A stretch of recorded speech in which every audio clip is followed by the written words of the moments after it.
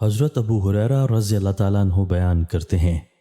رسول اللہ صلی اللہ علیہ وآلہ وسلم نے فرمایا، جنت میں داخل ہونے سے پہلے ہر شخص کو اس کا جہنم کا ٹھکانہ بھی دکھایا جائے گا کہ اگر اس نے نافرمانی کی ہوتی تو اس کا ٹھکانہ وہ ہوتا تاکہ وہ مزید شکر کرے، اور اسی طرح جہنم میں داخل ہونے والے ہر شخص کا اس کو جنت کا ٹھکانہ بھی دکھایا جائے گا۔ اگر اس نے اچھے اعمال کیے ہوتے تو اس کا ٹھکانہ یہ ہوتا تاکہ وہ اس کے لیے حسرت و افسوس کا باعث ہو۔ حضرت ابن عمر رضی اللہ تعالیٰ عنہ بیان کرتے ہیں، رسول اللہ صلی اللہ علیہ وآلہ وسلم نے فرمایا، جب جنتی جنت میں اور جہنمی جہنم میں چلے جائیں گے تو موت کو لایا جائے گا اور اسے جنت و جہنم کے درمیان کھڑا کر دیا جائے گا،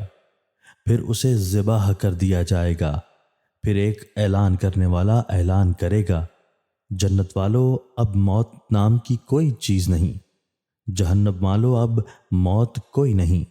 جنتیوں کی فرحت میں جبکہ جہنمیوں کے حزن و ملال میں اضافہ ہوگا۔